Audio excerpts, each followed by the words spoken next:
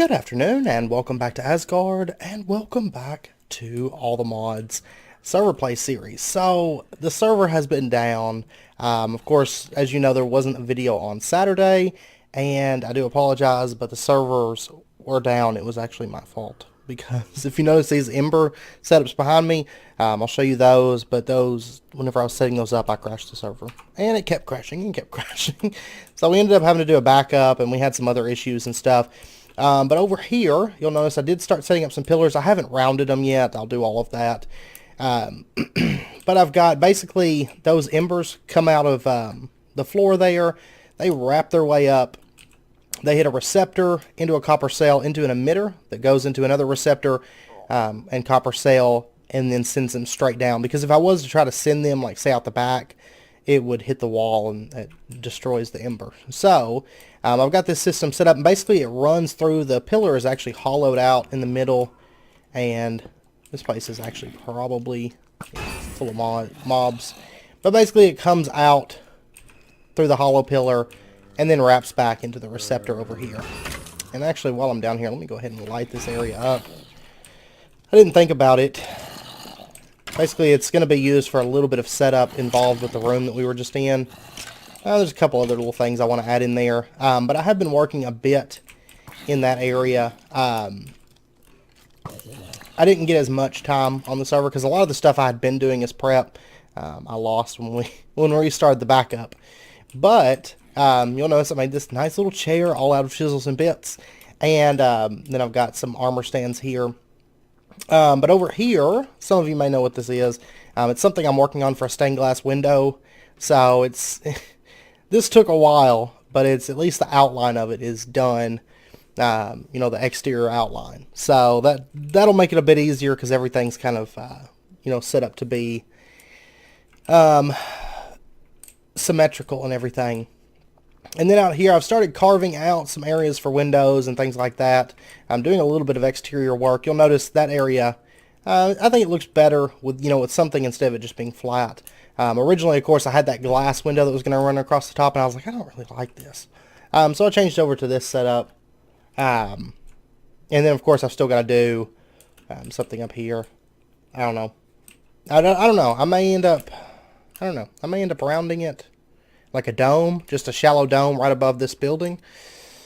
I don't know. We'll see. I'm going to give it some more thought. You know, it's kind of like that glass roof. I just totally got rid of it. But anyway, I was actually kind of torn between a couple different things I wanted to work on this episode. Hey, buddy. But I decided that we are actually going to get back into a little bit of extra utilities and set up something to make our lives a whole lot easier. And that is, you know, this bag of holding. I've got a bunch of tools in here, and before, if you recall, we had all those tools, ended up losing them in the end, or not in the end, it was in the, when I did the roots thing. And it was honestly a hassle, of course, mainly losing all of our tools. So what we're going to do is we're going to set up a system to hold items like that. For example, tools, extra armor, extra accessories, that kind of thing, that we can access anywhere in the world, but it's not going to clutter up our AE system, because, of course, that's not something that we want. So basically, it's just going to be a second, separate storage system just for individual items like that, weapons and tools and all that good stuff that we don't want in here. So, what we're going to want, let's go ahead and get ourselves an indexer. And we are going to need a screen, which takes some of these ender shards. I used to have one of these chisels, but I don't anymore. Or glass cutters, I mean. I'm losing my mind here. I need the ender shards. There you go. And let's get this. And then we can get our indexer. And the next thing that I want for this is going to be just a couple diamond chests, which we still have some of those lying around. I think 2 will be fine for now, but I'll probably end up adding to it in the long run. And then I'm also going to want just some transfer pipes. I don't need transfer nodes, just pipes. And I think what we're going to do, we're actually probably going to set it up in the extra utilities room. Because realistically, extra utility just doesn't have a whole lot that we're going to need a specific room for aside from the power setup. So I think this will be a perfect little area to set this indexer up at. So let's see, we'll put it, let's see, yeah, we'll put it like right here, I think. And then what we'll do is we'll bring our transfer pipes out from the back of it, or, you know, any side of it, and we'll just bring them back along through here. And then we can just set up our diamond chest. Just like that. And now if we open this up and we throw in, say, our chisels and bits chisel, and we take a look at the indexer, you can see that our diamond chisel is in there. Okay, actually, we do want a transfer pipe. So now if we take and put that string in there, it'll get transferred into chests. So we can see that it's right there, and we can request it, and it will pull out the string for us. Now, for whatever reason, it's not requesting the diamond chisel, which I find to be really bizarre. So let's say, for example, we throw a Yeta wrench into there. There we go. We request the Yeta wrench, and it comes right to here. So with this system, of course, you will see it takes it a second to update because it has to go through the transfer node. But we can request everything, it seems like, except for the diamond chisel. I don't know why it's doing that. I don't know if maybe it has to do with durability. Let's check the pickaxe really, really quick. Okay, no. Just don't use diamond chisels. If I do the glass cutter, which it has a little bit of damage. Okay, that request. Okay, so yeah, anything, I guess, maybe. I've got to do a little bit of testing. But pretty much, it seems like anything except for diamond chisels seem to work okay. So, what we can do, we'll try the chisels and bits chisel as well. But, you know, we can take a bunch of these items that we don't want to, you know, I don't want to carry all this stuff on me, you know, all the time. Because, of course, if I was to die or, you know, have some freaky accident like the roots one, I don't want to lose all of this stuff. But I want access to this, you know, regardless of where we go. You will notice this gets filled up, and we'll probably put some speed upgrades into this, actually. We'll do that in just a second. So now if I want to, I can request, say, the Certus Quartz cutting knife. And there we go. That works fine. Go ahead and take that diamond bit saw. If I take the chisel, that one works fine. I guess it's only the chisels and bits chisel, which I find strange. Because I knew I had tested this, and it, you know, it worked fine. So what we're going to want to do, if we want to access this anywhere we go, the next thing that we're going to want is going to be the indexer remote. So this is going to take another screen here. That's fine. That is not a problem. And some of this Eye of Redstone, which is just redstone, ender pearls, and resonating crystal. Also not a problem. And we'll get that. This stuff is honestly extremely cheap and so invaluable, I think, for storing your tools and stuff. Of course, you could use this with as like a full-fledged sorting system if you so desired.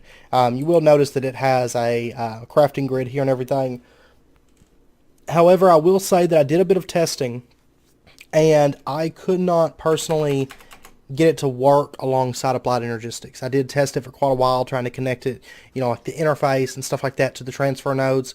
The only thing it would connect to, like the ME drives. However, even if I used ME chests, it would not connect to those chests and actually pull or be able to see the inventory that ME chest had. So, I don't know why that one item doesn't work. So, we'll keep a chisels and bit chisel on us. That's fine. So, all you got to do is shift right click on this indexer with your remote.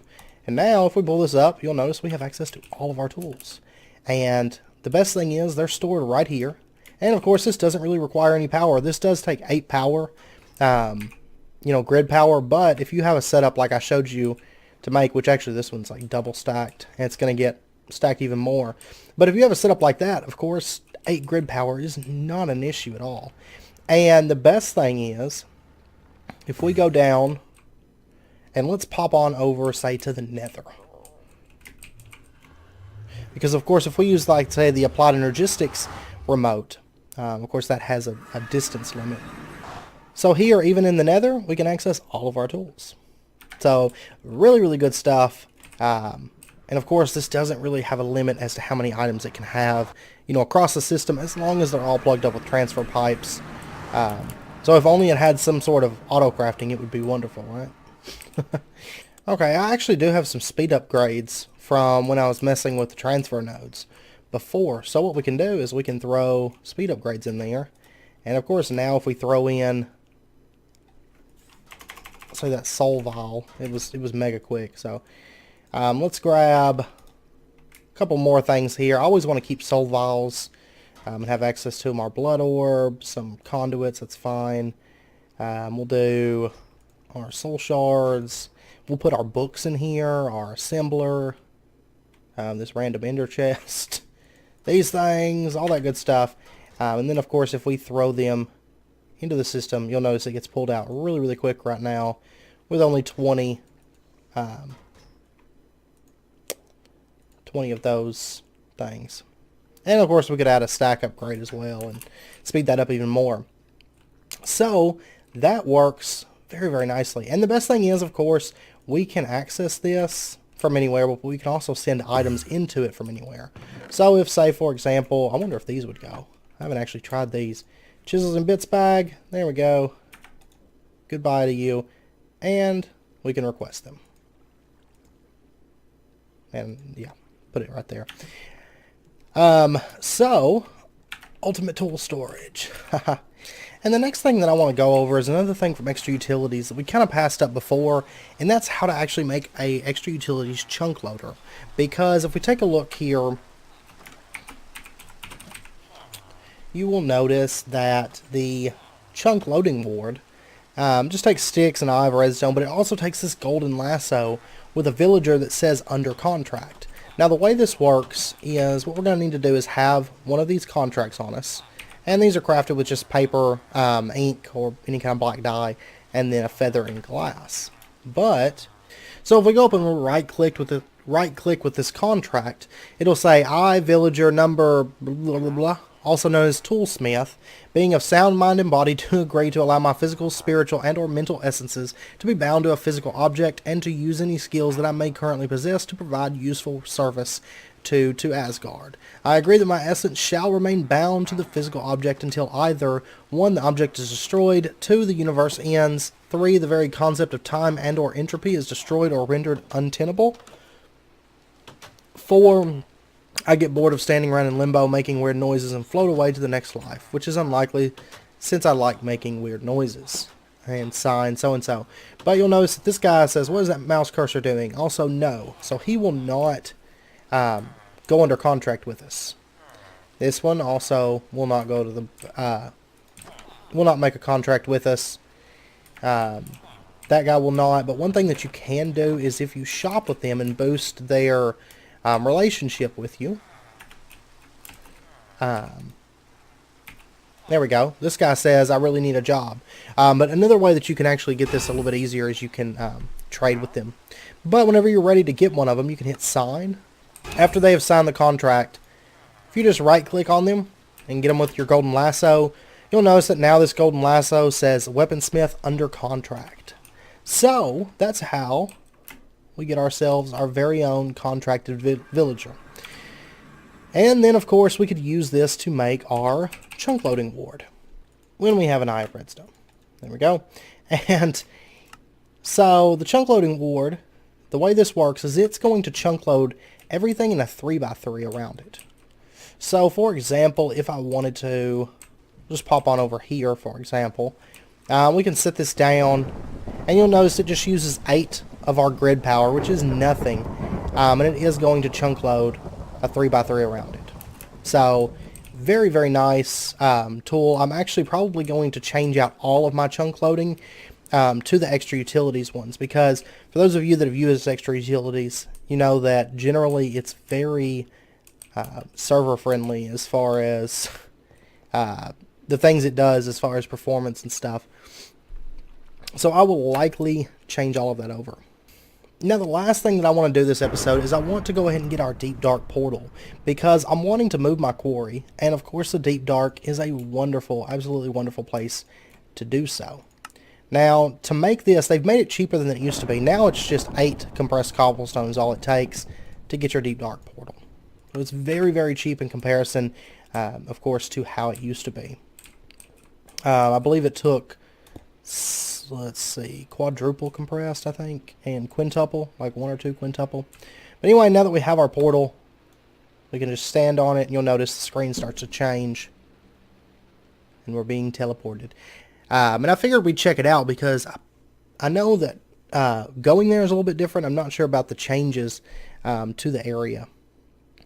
So, of course, whenever we spawn in, we're going to be in a room full of torches. The room is a little bit different than it used to be. I'm sure you'll notice. But let's go ahead and dig through. Now, for those of you that don't know, of course, you start in the ceiling when you go to the Deep Dark. So you're going to want to dig down to actually get to the ground level, I guess you would call it. So let me dig down here for a second. And here we go. We've broke through. So right there is where we kind of came through at. Go ahead and put a light here. And I'm going to go ahead and add a new teleport. We'll say Deep Dark. So it's normally not white like this. It's just because I have, of course, night vision up. And for example, if I was to take off... Oh wait, it's not the helmet, is it, that even gives me that? It's my nanobots. So never mind. We're not taking that off. But generally here in the Deep Dark, of course, the mining is very, very good. Also, apparently the Deep Dark, they've replaced it now so that you have bedrock at the bottom instead of falling into the void. So, very, very interesting. I couldn't find really any information on the changes to the Deep Dark when I was looking, so I was kind of curious. I've noticed that there's water and lava spawning. I know that is actually additions that causes those plants to spawn. But if we fly around here, for the most part, it's going to be just a lot of cobblestone and stone. But there are a couple structures that do spawn in this area. Okay, I'm not for sure if the structures have been completely removed or if they're just excessively rare or something. I'm not sure all the changes to the Deep Dark, but I've been flying for quite a while. To where I'm actually bogging down the server from flying.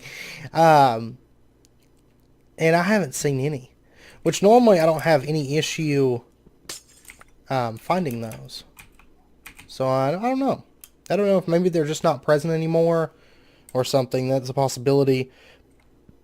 Or they could have been replaced with something actually under the ground or something. I don't know.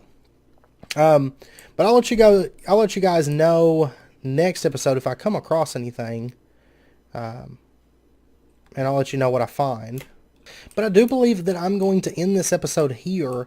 As always, if you guys enjoyed it, be sure and hit that like button and go ahead and subscribe if you're not already for more daily videos.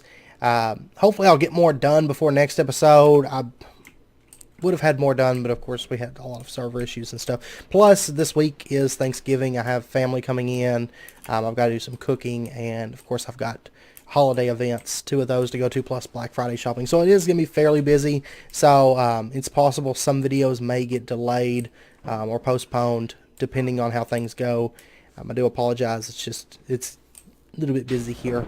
But anyways, I hope you guys enjoyed it. And I don't know about next episode. I'm kind of thinking about maybe finishing up like Roots, or getting back into some Botania or Blood Magic, because it's been a little while since we've done any magic mods. Or we may get back into Abyssal Craft. Also, I want to start Deep Resonance to show you guys how that mod works. It's really, really interesting, and it does take a bit of work. I mean, a bit of getting accustomed to it, per se, in order to do that. But, so we may get into that mod. I don't know. But anyways, going to end it out there. I hope you guys enjoyed it, and I hope to see you guys next time. So until then, as always, do take care.